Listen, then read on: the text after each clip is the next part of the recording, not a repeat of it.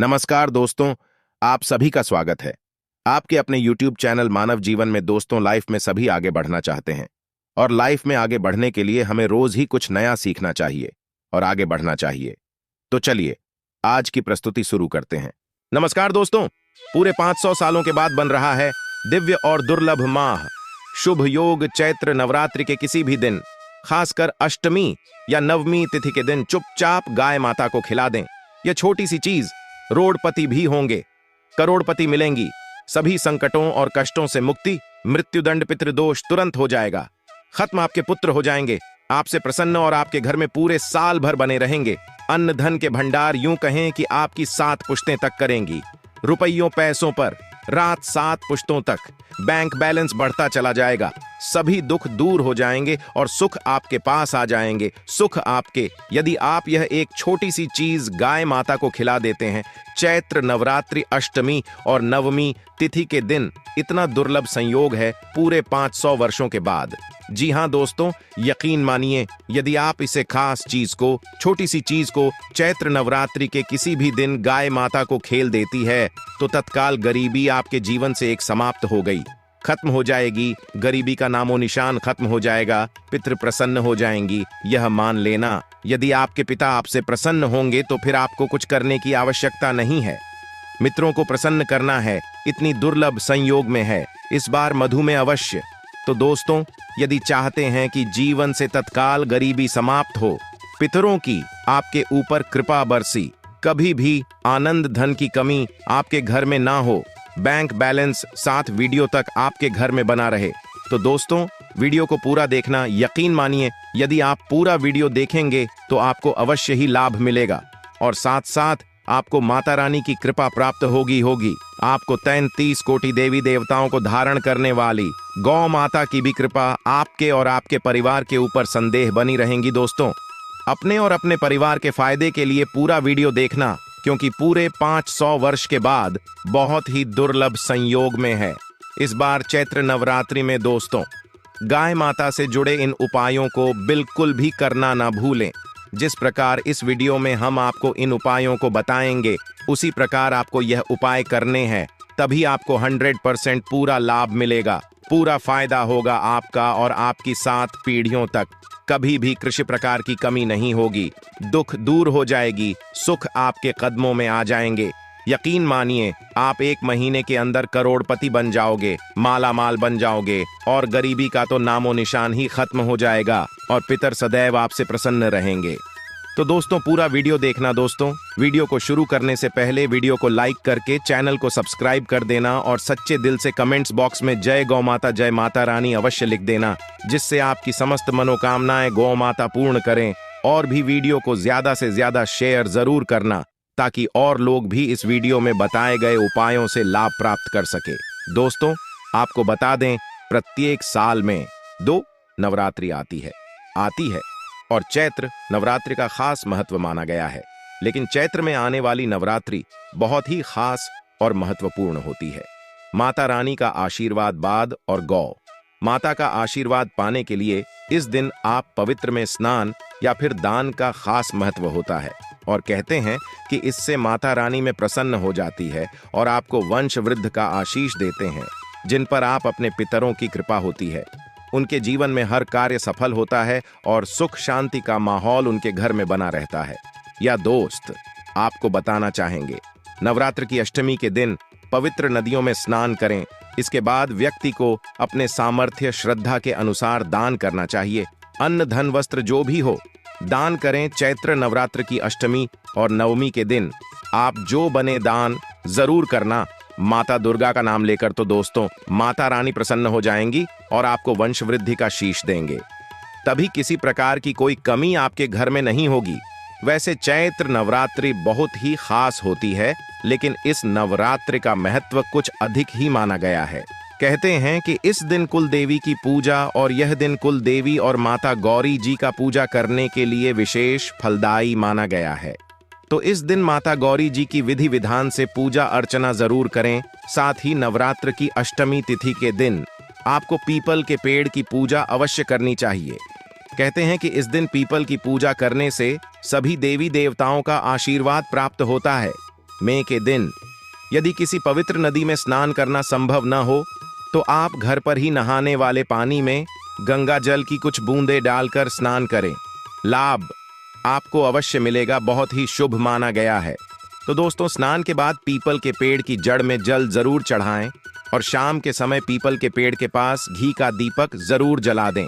ऐसा करने से पितृ प्रसन्न होकर अपना आशीर्वाद आपको दे दी। व्यक्ति के जीवन में कभी किसी प्रकार की कोई कमी नहीं होती, तो ध्यान रखना, नवरात्रि में हर शाम के समय एक दीपक पीपल के पेड़ के नीचे जलाए, हम लाभ प्राप्त होगा। आपको देख लेना, तभी किसी भी प्रकार की कमी नहीं होगी। सभी देवी देवताओं की कृपा आपको प्राप्त हो जाएगी। ऐसा प्रभावशाली बन जाता है। पीपल का पेड़ और नवरात्रि की अष्टमी नवमी के दिन तो एक घी का दीपक अवश्य जलाएं।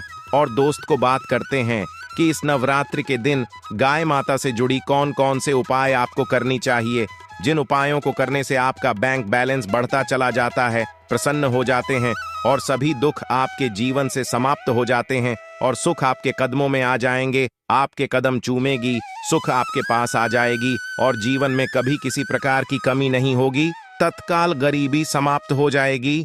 गाय माता से जुड़े इन उपायों को आपको बताने वाले हैं। ध्यान से चुनना किस प्रकार आपको उपाय करने हैं और जैसे बताएं उसी प्रकार ही करना है। हमारे प्राचीन धर्म ग्रंथों में गाय को एक अत्यंत महत्वपूर्ण और पवित्र पशु माना जाता है। शास्त्रों में गाय को माता कहा गया है और समस्त देवी देवता इनका पूजन करते हैं। गौ माता के शरीर में 33 कोटि देवी देवताओं का निवास होता है। गाय एक अत्यंत पवित्र, निर्मल, शांत, निष्पाप जीव है। ऋग्वेद में इसे संसार का पालन पोषण करने वाली कामधेनु माता कहा गया है। इसके दर्शन मात्र से मनुष्य के हजारों पाप नष्ट हो जाते हैं। इसीलिए कभी इस निष्पाप गौ माता पर अत्याचार नहीं करना चाहिए।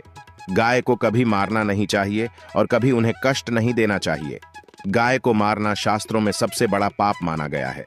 दोस्तों, भगवान श्री कृष्ण को गायों से विशेष लगाव था। उन्हें गौ माता बहुत अधिक प्रिय थी। श्री कृष्ण के अनुसार गायों की सेवा करना ही सर्वश्रेष्ठ धर्म है। इससे बड़ा पुण्य का कार्य संसार में दूसरा कोई नहीं। कलयुग की भविष्यवाणी करते हुए भगवान श्री कृष्ण कहते हैं कि कलयुग में जब धर्म का लोप हो जाएगा तब मनुष्य गाय की सेवा नहीं करेंगे। मनुष्य केवल दूध के लिए ही गाय को पालेगा। दूध के लिए वह गाय को बहुत कष्ट देगा, जिसके परिणाम स्वरूप कलयुग में पाप और अधम उसके चरम पर होगा। कलयुग के का लक्षण बताते हुए श्री कृष्ण कहते हैं, जब संसार से गायें समाप्त हो जाएंगी तब कलयुग का अंत होगा। जो मनुष्य कलयुग में भी गाय की निस्वार्थ भाव से सेवा करेगा वह सुख समृद्धि प्राप्त करेगा। जो स्त्री रसोई में बनी पहली रोटी गौमाता को खिलाएगी वह सदा सुहागिन और सौभाग्यशाली रहेगी। जो लोग अपने घर में गाय से प्राप्त पंचगव्य को भर में रखेगा उसके घर में कभी दुख दरिद्रता नहीं आएगी। दोस्तों, हमारे धर्म के सभी शास्त्रों में गाय की सेवा को ही सर्वश्रेष्ठ माना गया है।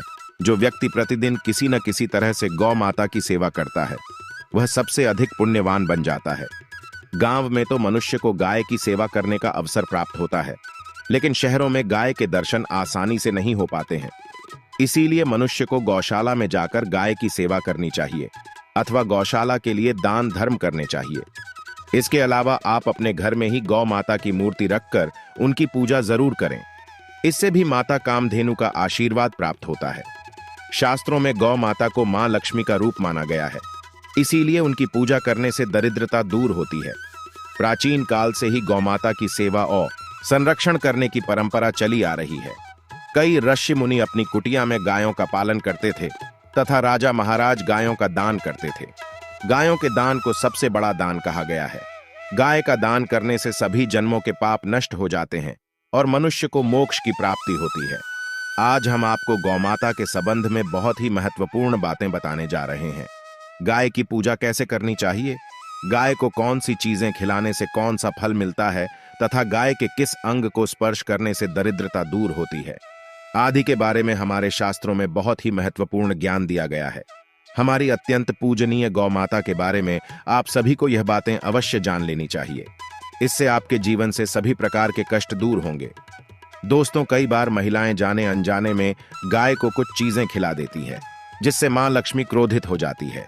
शास्त्रों में कहा गया है कि ये चीजें गाय को कभी नहीं खिलानी चाहिए।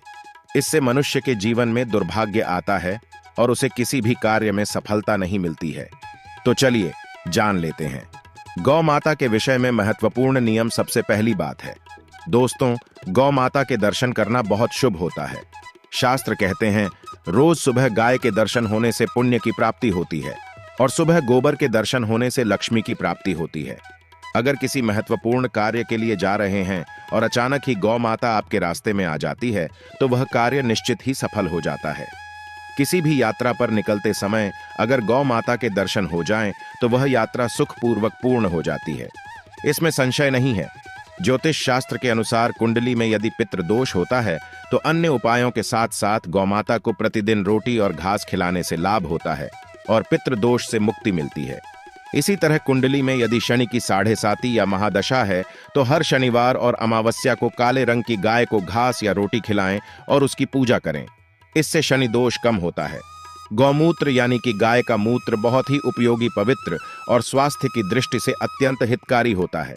आध्यात्मिक दृष्टि से तो गौमूत्र का महत्व है ही, साथ ही वैज्ञानिक और स्वास्थ्य की दृष्टि से भी गौमूत्र के बहुत से लाभ बताए गए हैं।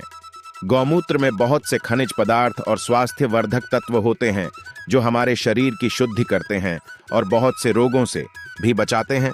साथ ही गौमूत्र छिड़कने से वातावरण में शुद्धता और पवित्रता व्याप्त हो जाती है। इसीलिए हमारे शास्त्रों में शरीर को निरोगी रखने के लिए प्रतिदिन गौमूत्र का सेवन करने तथा घर में गौमूत्र छिड़कने के लिए कहा गया है। कुंडली में शुक्र ग्रह की स्थिति को मजबूत करने के लिए ज्योतिष शास्त्र के अनुसार सुबह के भोजन में सबसे पहली रोटी निकालकर एक सफेद गाय को खिलाना शुभ माना जाता है। अगर आपकी कुंडली में बुध ग्रह कमजोर है या आपको किसी कारण इसके दुष्प्रभाव झेलने पड़ रहे हैं तो हर बुधवार के दिन गाय को हरा चारा खिलाना शुरू कर दें। इससे बोध से जुड़े दुष्प्रभाव दूर होंगे और आपको तमाम समस्याओं का हल मिल जाएगा।